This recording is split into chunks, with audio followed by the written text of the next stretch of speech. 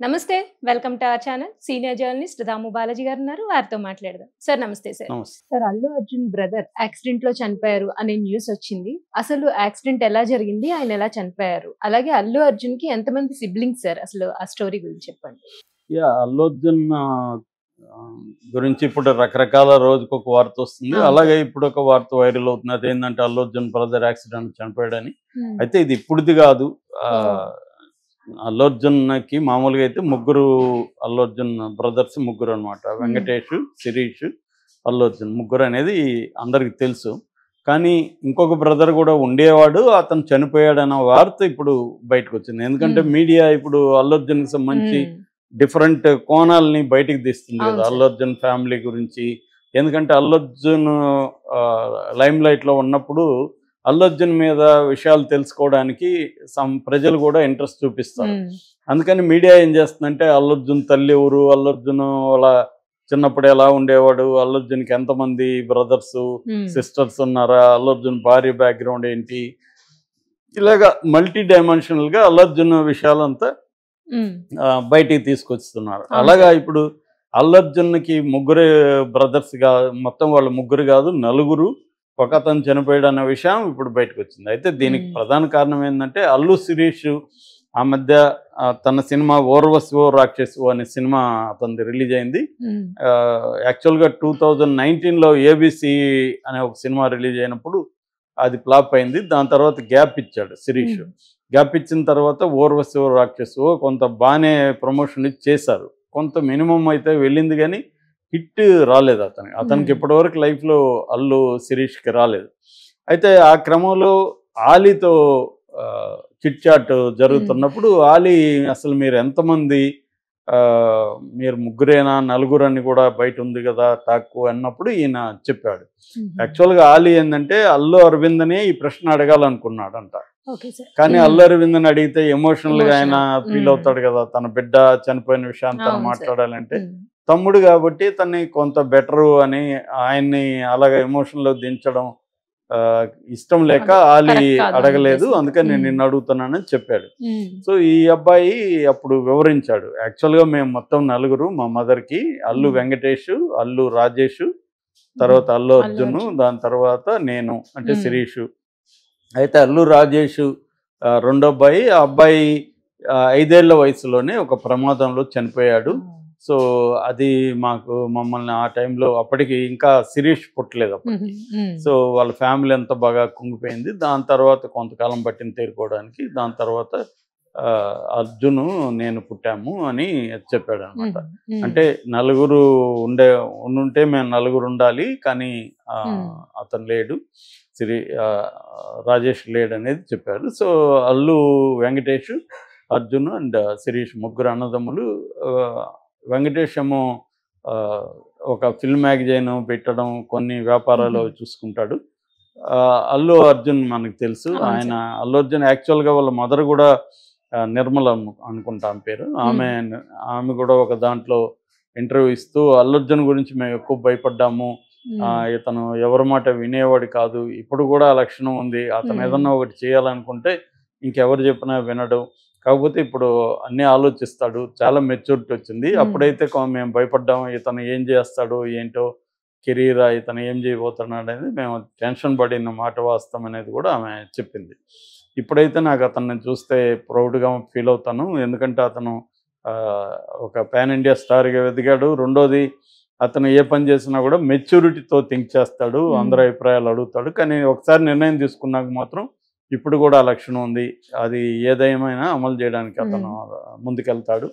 అలాంటివి అల్లు అర్జున్ గురించి చెప్పింది. కాకపోతే ఏంటంటే ఇప్పుడు చాలాసార్లు ఏం చెప్తారంటే పెద్ద ఫ్యామిలీస్లో హీరోలు నిలబెట్టడానికి ఆ ఫ్యామిలీ బ్యాక్గ్రౌండ్ అవన్నీ పనికొస్తుంది, బయట నుంచి రావడానికి కష్టము అనేది మనకి డిస్కషన్ పెద్ద ఎత్తున జరుగుతుంటుంది. ఇది ఏంటంటే కేవలం సినిమా ఇండస్ట్రీకే కాదు, అందరూ ఇప్పుడు పెద్ద లాయర్ ఉంటాడు, వాళ్ళ కొడుకు లాయర్ అవ్వడానికి అతనికి ఈజీ అవుతుంది. ఎందుకంటే సర్కిల్ ఉంటుంది, లాయర్కి సంబంధించిన లైబ్రరీ పుస్తకాలు ఉంటాయి, అతని ప్రాక్టీస్ అంతా మళ్ళీ తనకు అన్ని క్లయింట్లను అందిస్తారు, అన్ని. ఒక పెద్ద డాక్టర్ ఉంటే కొడుకు అవడం ఈజీ. అలాగా ఏ ఫీల్డ్ అయినా ఐఏఎస్ ఉంటే ఐఏఎస్ పిల్లలు ఐఏఎస్ కావడం ఈజీ. ఎందుకంటే వాళ్ళకి ఐడియా ఉంటుంది. అవును సార్. చిన్నప్పటి నుంచి ఎలాగా వీళ్ళని పెంచితే ఉమ్, ఎక్కడికి వెళ్తారు అనేది మ్యాక్సిమం చేయడానికి ట్రై చేస్తారు. అందరూ అవుతారని కాదు కానీ ఆ బ్యాక్గ్రౌండ్ పనికి వస్తుంది, ఆ ఇన్ఫ్లుయెన్సెస్ ఉంటుంది. మామూలుగా నేను చాలాసార్లు చెప్తుంటే కరప్షన్ అనేది 2 రకాలుగా ఉంటుంది. ఒకటి ఉమ్, మనీ కరప్షన్, అంటే డబ్బులు ఇచ్చి పనులు చేయించుకోవడం. అవును సార్. రెండోది సంబంధాల కరప్షన్. ఉమ్, సంబంధాల కరప్షన్, మనకు సర్కిల్ ఎంత బాగుంటే ఆ సర్కిల్ని ఉపయోగించుకొని మనం పనులు ఉమ్, చేయించుకునేది కూడా కరప్షనే కదా. ఉమ్, ఎందుకంటే మనం బ్రేక్ చేస్తున్నాం కదా, అవును సార్. సిస్టమ్స్ని బ్రేక్ చేసి ఉమ్, కదా వెళ్తున్నాం. ఇప్పుడు మీకు జాబ్ కావాలి, నాకెవరో తెలుసు, ఉమ్, నేను అడుగుతాను, ఇట్లా అవును సార్. పలానా మాకు తెలిసిన ఉన్నారండి జాబ్ ఇప్పించాను ఉమ్, నేను. వాళ్ళు ఇప్పిస్తారు. Is it a corruption or not? ఎందుకంటే మీరు ప్రాపర్గా వెళ్ళట్లేదు కదా, అవును సార్. బ్రేక్ చేసి వెళ్తున్నారు ఉమ్, కదా.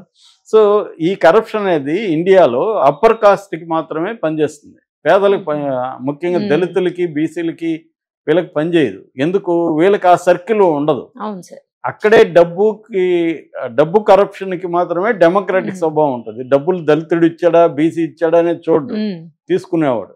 కానీ సంబంధాల కరప్షన్ మాత్రం అది ఎవరు కూడా కరప్షన్గా కూడా మాట్లాడుకోరు. ఉమ్, డబ్బు కరప్షన్నే కరప్షన్ కరప్షన్ అనుకుంటారు. అంటారు. అవును సార్. నిజానికి సంబంధాల కరప్షన్ చాలా పెద్దది. ఉమ్, అది ప్రతి ఫీల్డ్లోనూ ఉంటుంది. అందుకనే మనకి ఇప్పటికి కూడా మీరు ఆ మధ్య కూడా నేను మా ఫ్రెండ్ ప్రైవేట్ కంపెనీల్లో సిఇఓ స్థాయిలో ఏ కులం ఉందని చూస్తే ఉమ్, 4 అప్పర్ కులాలే ఉన్నాయండి. 95% ఓకే సార్.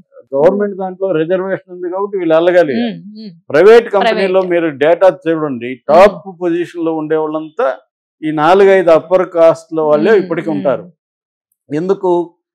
ఇదే వాళ్ళ బ్యాక్గ్రౌండ్ పనిచేస్తుంది అవును వాళ్ళకి. సార్. వాళ్ళు ఆల్రెడీ పెద్దవాళ్ళు ఉంటారు, వాళ్ళని వాళ్ళు ప్రమోట్ ఉమ్, చేసుకుంటారు. దళితులు, బీసీలో అక్కడికి వెళ్ళే పరిస్థితి లేదు. ఎందుకంటే ప్రైవేట్ దీంట్లో ఉమ్, రిజర్వేషన్ లేదు ఉమ్, కాబట్టి. చాలామంది రిజర్వేషన్ విమర్శిస్తుంటారు కానీ రిజర్వేషన్ లేకపోయింటే అసలు ఈ స్థాయిలో దళితులు కానీ, బీసీలు కానీ ఏ మేరకు రావడానికి కారణం రిజర్వేషన్ లేదు. ఉమ్, సో అలాగా ఈ సినిమా ఇండస్ట్రీలో కూడా ఒక సర్కిల్ ఉంటే వాళ్ళ పిల్లలు, అందుకనే ఇప్పుడు కొన్ని మన కాంపౌండ్లుగా డివైడ్ చేస్తే చిరంజీవి కాంపౌండు, ఉమ్, Krishna compound, Krishnaraju compound, Mohan Babu compound, NTR compound, ఇలాగా కొన్ని ఉమ్, డివైడ్ చేస్తే వీళ్ళ పిల్లలే మనకు ప్రధానంగా కనిపిస్తారు అవును సార్. హీరోలుగా, డైరెక్టర్ పిల్లలు డైరెక్టర్లుగా ఇలాగా. ఎందుకంటే వాళ్ళకి ఆ సర్కిల్ ఉంటుంది. చిన్నప్పటి నుంచి వాళ్ళని గ్రూమ్ చేయడం తెలుసు, సెట్ చేయడం తెలుసు ప్రాజెక్టులని. ఇవన్నీ పడిలేసిన చాలామంది హీరోలు మనం చూస్తున్నాం.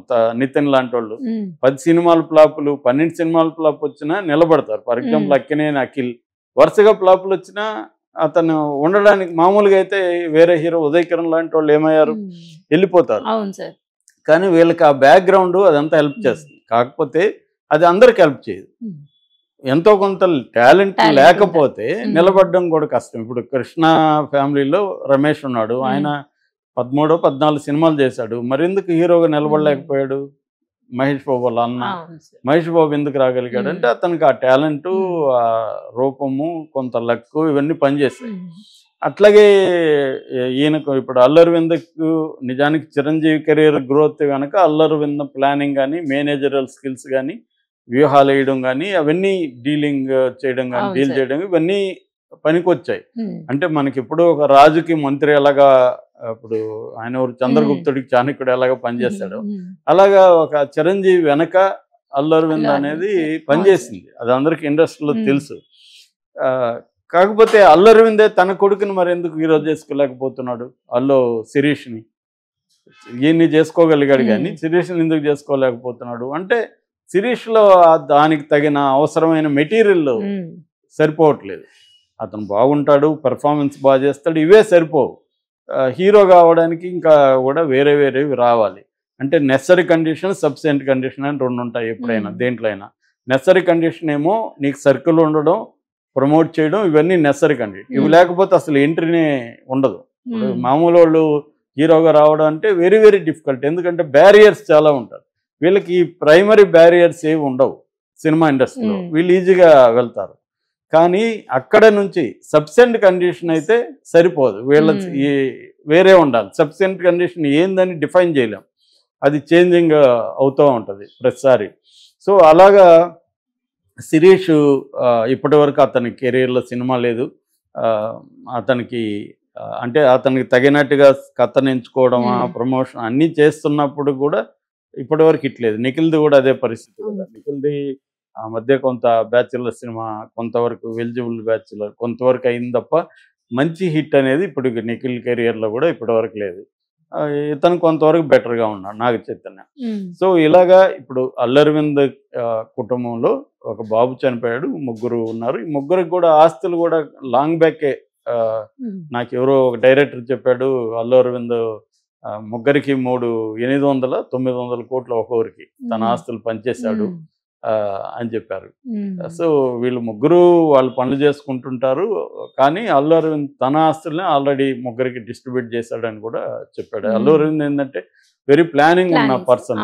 ఆయన సినిమాల ప్రొడక్షన్ కానీ అన్నీ కూడా సిస్టమేటిక్ గా ఉంటది అనమాట.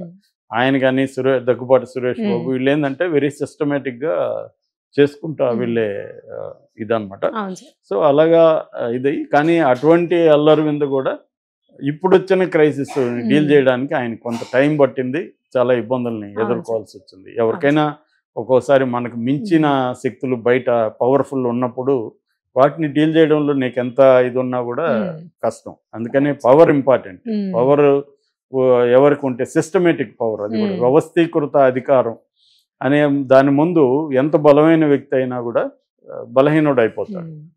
సో ఓవరాల్గా అది story. Right sir, thank you sir.